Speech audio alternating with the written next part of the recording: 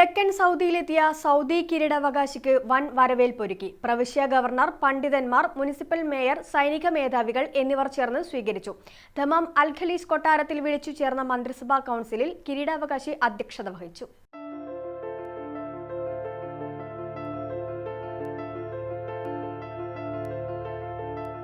ഹ്രസ്വ സന്ദർശനാർത്ഥം കിഴക്കൻ സൗദിയിലെത്തിയ കിരീടാവകാശിയും പ്രധാനമന്ത്രിയുമായ Muhammad bin Salman രാജകുമാരനെ വൻ വരവേൽപ്പൊരുക്കി. പ്രവിശ്യ ഗവർണർ നായിഫ് ബിൻ സൗദി രാജകുമാരന്റെ നേതൃത്വത്തിൽ പണ്ഡിതന്മാർ, പ്രവിശ്യ മേയർ, മുതിർന്ന സർക്കാർ സൈനിക ഉദ്യോഗസ്ഥർ എന്നിവർ ചേർന്ന് കിരീടാവകാശിയെ സ്വീകരിച്ചു. പ്രവിശ്യയുടെ വിവിധ ഭാഗങ്ങളിലായി കിരീടാവകാശി സന്ദർശനവും നടത്തി.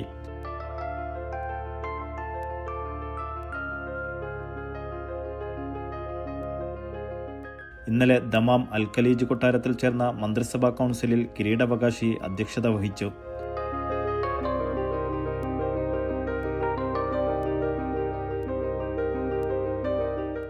സൗദിയുടെ അടുത്ത വർഷത്തേക്കുള്ള പൊതുബജറ്റിന് കൗൺസിൽ അംഗീകാരവും നൽകി.